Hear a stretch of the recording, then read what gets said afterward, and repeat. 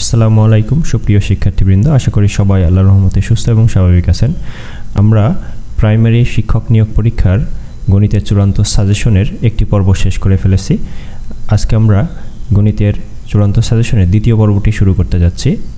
আপনারা জানেন যে আমি গত পর্বে বলছিলাম যে সর্বমোট 100টি প্রশ্ন নিয়ে গণিতের একটি চূড়ান্ত সাজেশন সেট সাজানো হয়েছে, যেখান থেকে আপনারা অন্তত 5টি প্রশ্ন কমন পাবেন। তো প্রথম পর্বে 1 থেকে 10 পর্যন্ত অঙ্কগুলো করে দেখিয়েছি আমি। আজকে আমরা ইনশাল্লাহ 11 থেকে 20 পর্যন্ত অঙ্কগুলো শিখব। তো আপনারা সবাই ভিডিওটি মনোযোগ সহকারে দেখবেন এবং অঙ্কগুলো বুঝতে না পারলে অবশ্যই কমেন্ট করে জানাবেন। আর প্রথম পর্বটি যারা মিস করে ফেলেছেন তারা আই বাটন থেকে দেখে নিতে পারেন। আর সামনের পর্বগুলো পাওয়ার জন্য অবশ্যই চ্যানেলটি সাবস্ক্রাইব করে বেল বাটনে ক্লিক করে নোটিফিকেশনটি অন করে দিবেন। তো চলুন কথা না বাড়িয়ে দেখে নেওয়া যাক 11 নম্বর প্রশ্নটি কেমন। 11 নম্বর প্রশ্নটি আপনারা দেখতে পাচ্ছেন, x মাইনাস 1/x = 1 হলে x to the power q minus 1/x to the power q এর মান কত। এখানে অঙ্কটা দেখে হয়তো আপনারা প্রশ্নটা ক্লিয়ার না, আমি একটু লিখে দেখাচ্ছি প্রশ্নটা কেমন।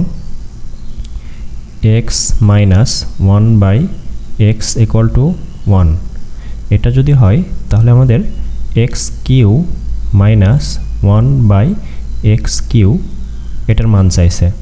তো এটার মান বের করা খুবই সোজা। আপনারা দেখুন এখানে a q minus b q এর সূত্র লিখতে হবে। a q minus b q এর সূত্র হলো a minus b whole q plus 3ab। তো এখানে আমরা x কেটে দিতে পারি এবং x মাইনাস 1/x এর মান কিন্তু এখানে দেওয়া আছে 1, সুতরাং 1 এর কিউ প্লাস 3, 1 এর কিউ করলে হয় 1 প্লাস 3 = 4। তো এখানে আপনারা উত্তরটা দেখতে পাচ্ছেন, উত্তরটা হলো 4। তো পরবর্তী প্রশ্নে যাওয়া যাক। 12 নম্বর প্রশ্নটি দেখুন, একটি শ্রেণীতে প্রতি বেঞ্চে 4 জন করে ছাত্র বসালে 3টি বেঞ্চ খালি থাকবে। আবার প্রতি বেঞ্চে 3 জন করে ছাত্র বসালে 6 জন ছাত্রকে দাঁড়িয়ে থাকতে হয়। ওই শ্রেণীর ছাত্র সংখ্যা কত? আচ্ছা, এটা একটু বড় অঙ্ক, একটু লিখে করতে হবে, নাহলে এটা শর্টকাটে করা যায় না আর কি। তো আমি একটু করার চেষ্টা করি, আপনারা একটু বোঝার চেষ্টা করুন মন দিয়ে। দেখুন এখানে বলছে একটি শ্রেণীতে প্রতি বেঞ্চে 4 জন করে ছাত্র বসলে 3টি বেঞ্চ খালি থাকে। এখন আমরা জানি না শ্রেণীতে স্টুডেন্ট সংখ্যা কত, বেঞ্চ সংখ্যা কত, কোনোটাই জানি না। তো যে কোনো একটা ধরে নিয়ে অঙ্কটা করা যাবে। আমরা ধরে নিলাম যে বেঞ্চ সংখ্যাটা ধরে নিলাম, বেঞ্চ সমান xটি ধরে নিলাম। আচ্ছা, এখন xটি বেঞ্চে যদি 4 জন করে বসে তাহলে 3টি বেঞ্চ খালি থাকবে। তার মানে আমাদের 3টি বেঞ্চ যখন খালি থাকছে তাহলে x মাইনাস 3 এটা হলো ছাত্রছাত্রী বসছে এরকম বেঞ্চ, হলো x মাইনাস 3টি এবং প্রত্যেকটা বেঞ্চে 4 জন করে বসছে গুণ 4, এটা হলো ছাত্র সংখ্যা। আচ্ছা, পরবর্তীতে আবার দেখুন, আবার প্রতি বেঞ্চে 3 জন করে ছাত্র বসালে 6 জন ছাত্রকে দাঁড়িয়ে থাকতে হয়। তো আমাদের এই বেঞ্চ কিন্তু ছিল xটি, তো x এর সাথে 3 গুণ করলাম, অর্থাৎ 3 জন করে বসানোর পরে কি হচ্ছে 6 জন দাঁড়িয়ে থাকতে হচ্ছে। তার মানে ছাত্র সংখ্যা আবার হচ্ছে x গুণ 3 প্লাস 6। আচ্ছা, তো এটা ছিল প্রথম শর্ত অনুযায়ী ছাত্র সংখ্যা, এটা ছিল দ্বিতীয় শর্ত অনুযায়ী ছাত্র সংখ্যা। তো এই দুইটা সমান হবে। তো এই সমীকরণটাকে আমরা যদি সমাধান করতে পারি তাহলে অঙ্কটি হয়ে যাবে। তো x মাইনাস 3 × 4 আমরা এখানে গুণ করে দিই, 4x মাইনাস 3 × 4 = 12 = এখানে 3x প্লাস 6। আচ্ছা, এখান থেকে 4x রেখে দিলাম, ওপাশ থেকে যদি 3x এপাশে নিয়ে আসি তাহলে মাইনাস হয়ে যাবে, মাইনাস 3x = এপাশে প্লাস 6 রেখে দিলাম, আর মাইনাস 12 চলে গেল প্লাস 12। আচ্ছা, 4x মাইনাস 3x = এখানে x আছে, x আসে বিয়োগ করলে তখন এখানে 6 + 12 আসে 18, অর্থাৎ আমাদের ক্লাসে বেঞ্চ সংখ্যা পাইছি আমরা 18টি। আচ্ছা, আমাদের প্রশ্নটা কিন্তু ছিল যে ওই শ্রেণীতে ছাত্র সংখ্যা কত। তো আমরা যে কোনো একটা পাশে, যে দুইটা পাশ ছিল এখানে, যে কোনো একটা পাশে যদি আমরা x এর মানটা বসাই দিই তাহলে ছাত্র সংখ্যা পেয়ে যাবো। যে কোনো এক জায়গায় আমরা মানটা বসাই দিই। তো এখানে x × 3 প্লাস 6, এখানে আমরা মানটা বসাই দিই x × 3 প্লাস 6, এখানে x এর মানটা বসাই দিই 18 গুণ 3 প্লাস 6, 3 18 18 36, 3 18 54 প্লাস 6 = 60 জন। আমাদের ছাত্র সংখ্যা আসে 60 জন। আচ্ছা, পরবর্তী প্রশ্নে যাওয়া যাক। 13 নম্বর প্রশ্নটি দেখুন, x² plus 7x plus p যদি x - 5 দ্বারা বিভাজ্য হয় তাহলে p এর মান কত। তো এখানে আমি অঙ্কটি লিখছি, না লিখলে বুঝতে পারছেন না কোনটি সহগ কোনটি পাওয়ার। তো এক্সের মাথায় 2টা হলো পাওয়ার আকারে আছে এবং প্লাস 7x প্লাস পি। এই জিনিসটাকে খেয়াল করলে আপনারা বুঝতে পারবেন এটা হলো মিডল ফ্যাক্টর যে অঙ্কগুলো শিখে আসছেন বা করে আসছেন এর আগে সেটার একটা ফরম্যাট। আর x-5 দ্বারা বিভাজ্য এই কথাটার অর্থ হলো x-5 একটি উৎপাদক হবে এর। তো x-5 যদি একটি উৎপাদক হয় তাহলে আমাদের এই 7কে ভাঙালে একটা হবে -5 আর একটা আমরা জানি না, ধরিলাম জানি না আপাতত। তো -5 এবং সেই সংখ্যাটি যোগ অথবা বিয়োগ করলে 7 আসবে। তো আমরা -5কে -5-এর সাথে কত যোগ বা বিয়োগ করে 7 বানাতে পারি? -5কে অবশ্যই আমরা 12 যোগ করে 7 বানাতে পারি। তো দেখুন -5 আর +12 যদি গুণ করি তাহলেই কিন্তু এবার আমরা পির মানটা পেয়ে যাব। -5 এবং +12 যদি গুণ করি তাহলে 5 12 60, মাইনাস থাকার করে -60 হবে উত্তর। সুতরাং আমাদের উত্তরটি হলো -60। আশা করি বুঝতে পারছেন। তো পরবর্তী প্রশ্নে যাওয়া যাক। আচ্ছা, 14 নম্বর প্রশ্নটি আপনারা দেখতে পাচ্ছেন 6 জন পুরুষ 8 জন স্ত্রী এবং 1 জন বালক, মোট কতজন? মোট কিন্তু 15 জন। আমি একটু লিখে ফেলি, মোট হলো 15 জন। আচ্ছা, এদের বয়সের গড় হলো 35 বছর। আচ্ছা, এদের বয়সের গড় যখন 35 বলতেছে তাহলে বুঝতে হবে যে এদের মোট বয়স হবে, সমষ্টি হবে 15 জনের বয়সের সমষ্টি হবে 15 গুণ 35। তো এটা যদি আমি একটু করে ফেলি তাহলে দেখা যাক কি হয়। 5 5 25-এর 5 হাতে 2, 5 × 5 আর 2 7, একটা ঘর হয়ে গেল, কেটে দিলাম। 3 5 15-এর 5 হাতে 1, 3 একে 3 আছে, 3 আর 1 4।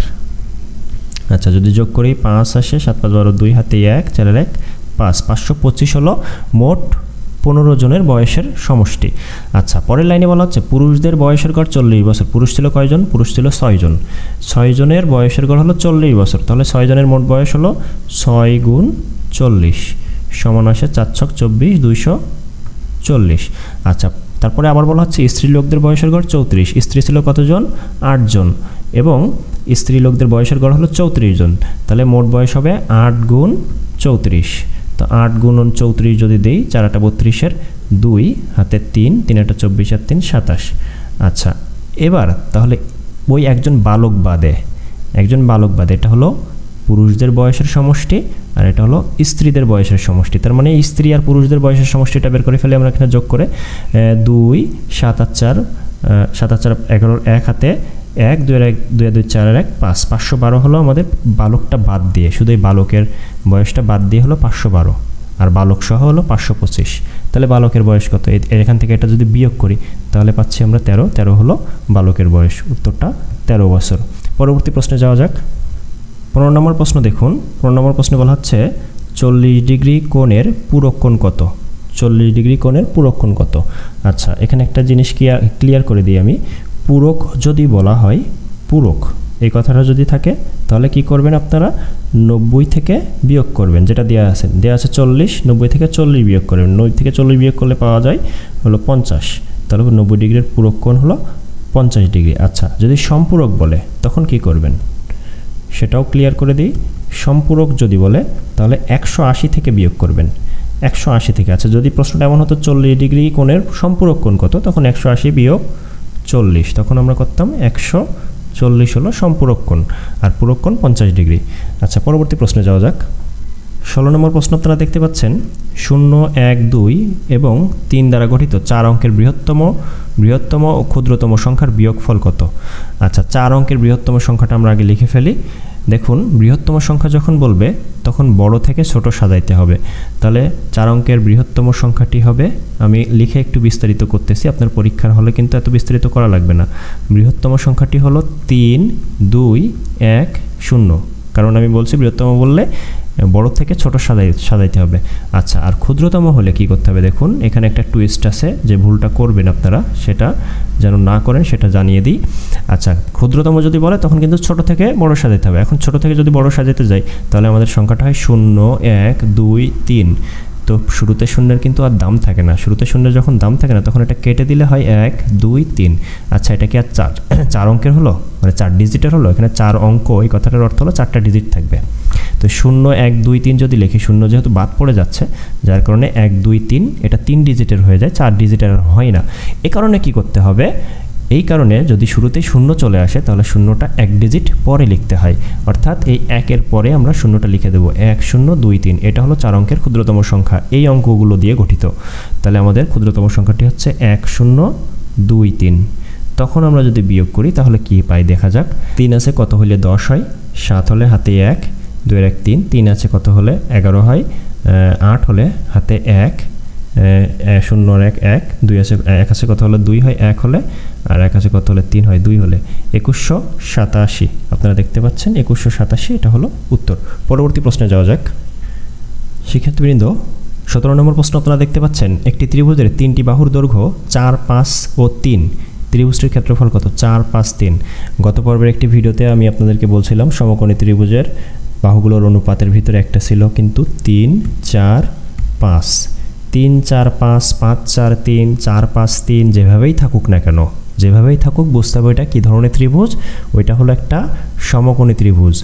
এই সমকোণী ত্রিভুজটার মনে রাখবেন সবচেয়ে বড় যেটা, এই তিনটার ভিতরে সবচেয়ে বড় যেটা সেটা হবে হলো অতিভুজ, বাদ বাকি দুইটা হবে লম্ব আর ভূমি। তাহলে 3 এবং 4, এই 3 এবং 4 এটা হলো এই লম্ব এবং ভূমি। তো ত্রিভুজের ক্ষেত্রফলের সূত্র কি? লম্ব গুণ ভূমি, আর এখানে একটা হাফ থাকে, হাফ গুণ লম্ব গুণ হাফ গুণ ভূমি গুণ উচ্চতা। তো লম্ব যেটা সেটাকে উচ্চতা এবং ভূমি যেটা সেটাকে হলো ভূমি ধরা হচ্ছে এখানে। তো এখন দেখুন এখানে 2 দিয়ে যদি আমরা 4কে কাটি তাহলে 2 হয়, 3 দুগুণে 6। তো এখানে উত্তরটা হলো 6। পরবর্তী প্রশ্নে যাওয়া যাক। দেখুন এখানে বলতেছে 6 জন শ্রমিক 5 দিনে 1800 টাকা আয় করে, 10 জন শ্রমিক কত দিনে সমপরিমাণ টাকা আয় করবে? আচ্ছা, এখানে যখন সমপরিমাণ টাকার কথা বলছে তখন 1800 সংখ্যাটা আমাদের কোনো কাজে আসবে না। 1800 সংখ্যাটা কোনো কাজে আসবে না, জাস্ট কাজে আসবে 6 এবং 5। 6 এবং 5 এই দুইটা সংখ্যা কাজে লাগবে। 6 জন শ্রমিক 5 দিনে, 6 জন শ্রমিক 5 দিনে, 10 জন শ্রমিক কত দিনে, 10 জন শ্রমিক কত দিনে, এই দুইটা জিনিস আমাদের লাগবে। তো 6 জন শ্রমিক, আমি একটু লিখেই করি, 6 জন শ্রমিক আয় করে 5 দিনে। আচ্ছা, তাহলে একজন শ্রমিক ঐকিক নিয়মে 6 জন শ্রমিক যেই টাকা 5 দিনে আয় করবে, একজন শ্রমিক কি সেই টাকা আয় করতে আরও বেশি সময় লাগবে তার, নাকি আরও কম সময় লাগবে? একটু চিন্তা করবেন, একটু ঠান্ডা মস্তিষ্ক নিয়ে। 6 জন শ্রমিক যেই টাকা 5 দিনে আয় করবে, একজন শ্রমিক সেই টাকা আয় করতে গেলে কিন্তু ওর আরও বেশি দিন লেগে যাবে। সুতরাং এখানে আমরা এই 6 এবং 5 গুণ করব। ঐকিক নিয়মের নিয়ম হলো বেশি হলে গুণ করতে হয়, কম হলে ভাগ করতে হয়। আচ্ছা, এরপরে বলছে 10 দিনে 10 জন, তো 10 জন শ্রমিক ওই পরিমাণ টাকা আয় করতে গেলে আরও কম দিন লাগবে, সেক্ষেত্রে আমরা 10কে ভাগ করবো, অর্থাৎ 10 দিয়ে ভাগ করবো, 10 নিচে আসবে। তো এখানে 5 ছক 30, 30 ভাগ 10, 30 ভাগ 10 যদি দেই তাহলে আসে 3।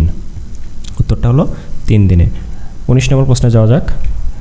আচ্ছা, 19 নম্বর প্রশ্নটি দেখুন, ত্রিভুজের 3 বাহুর লম্ব সমদ্বিখণ্ডকগুলোর ছেদবিন্দুকে কি বলে? ত্রিভুজের 3 বাহুর লম্ব সমদ্বিখণ্ডকগুলোর ছেদবিন্দুকে কি বলে? উত্তরটি হলো পরিকেন্দ্র। আচ্ছা, এখানে পরিকেন্দ্র, ভরকেন্দ্র, অন্তকেন্দ্র, বহিকেন্দ্র, এই 4টা কেন্দ্র আসলে কেমন, কি জিনিস, এটা নিয়ে আমার বিস্তারিত একটা ভিডিও আছে, আপনারা সেই ভিডিওটি দেখলেই বিষয়টি পুরোপুরি ক্লিয়ার হয়ে যাবেন। তো পরবর্তী প্রশ্নে যাওয়া যাক। 20 নম্বর প্রশ্নটি দেখতে পাচ্ছেন, 143 টাকাকে 2:4:5 এই অনুপাতে ভাগ করলে বৃহত্তম ও ক্ষুদ্রতম অংশের পার্থক্য কত টাকা আসে? আচ্ছা, তো অনুপাত যখন পাবেন আপনারা যেটা করবেন, এই অনুপাতের রাশি যে পদগুলো থাকবে সবগুলো যোগ করে দিবেন। তো আমি একটু যোগ করি, 2 যোগ 4 যোগ 5, যোগফল আসে হলো 9 5 4 9 1 9 2 11, যোগফল হলো 11। এরপর যেটা করবেন, 143কে অর্থাৎ মোট সমষ্টি যে মোট টাকা যেটা, সেটাকে ওই রাশিগুলোর যোগফল দিয়ে ভাগ দিবেন। তো ভাগ দিলে এখানে আসে 11কে 11 আর 33, 3 11 33, 13 আসে। তো এই 13 সংখ্যাটি আপনারা যেটা করবেন, প্রথম অনুপাতের মান, অরিজিনাল মান যদি বের করতে চান তাহলে প্রথম অনুপাতের রাশিটা দিয়ে 13 সাথে গুণ দিবেন, তাহলে 13 দুগুণে 26। দ্বিতীয় যেটা সেটা হলো 4-এর অরিজিনাল মানটা বের করতে গেলে 13 সাথে 4 গুণ দিবেন, 4 13 52। আর তৃতীয় যেটা সেটার অরিজিনাল মান বের করতে গেলে 13 সাথে ওই 3 নম্বর পদটা গুণ দিবেন, 5 13 3 5 15 5 7 1 5 5 আর 1 6 5 13 65। দেখুন এখানে আমরা তিনটা অরিজিনাল মান কিন্তু পেয়ে গেছি। তো বলছে বৃহত্তম আর ক্ষুদ্রতমটার পার্থক্য, তো এখানে সবচেয়ে বড় হলো 65 আর সবচেয়ে ছোটটা হলো 26। দুইটার পার্থক্য যদি আমরা করি তাহলে এখানে আসে হলো 6 আছে, কত হলে 5 হয়, এই 15 হয়, 9 হলে হাতে 1, 2 এর 1 3, কত আছে 3 আছে, কত হলে 6 হয়, 3 হলে 39। তো আপনারা দেখতে পাচ্ছেন এখানে উত্তরটা হলো 39। তো প্রিয় শিক্ষার্থী বন্ধুরা, আপনারা প্রথম 1 থেকে 20টি প্রশ্নের সমাধান দেখে ফেললেন। আমরা আগামী পর্ব আমরা ইনশাআল্লাহ 21 থেকে 30 পর্যন্ত শিখব। এভাবে ধাপে ধাপে আমরা মোট 100টি প্রশ্ন শেষ করব। আমি আবারও বারবার করে বলতেছি কিন্তু যে এই 100টি প্রশ্ন আপনারা যদি খুব মনোযোগ সহকারে দেখেন, ইনশাআল্লাহ এখান থেকে 5টি প্রশ্ন অন্তত আপনারা কমন পাবেন। তো পরবর্তী প্রশ্নগুলো দেখার জন্য, পরবর্তী প্রশ্নের সমাধানগুলো পাওয়ার জন্য অবশ্যই চ্যানেলটি সাবস্ক্রাইব করবেন এবং কোনো অঙ্কে যদি কোথাও সমস্যা থাকে, আপনাদের বুঝতে অসুবিধা হয়, তাহলে অবশ্যই কমেন্ট সেকশনে সেটা জানাবেন এবং ভিডিওটিতে অবশ্যই একটি করে লাইক দিবেন। তো সবাই ভালো থাকবেন, সুস্থ থাকবেন, আল্লাহ হাফেজ।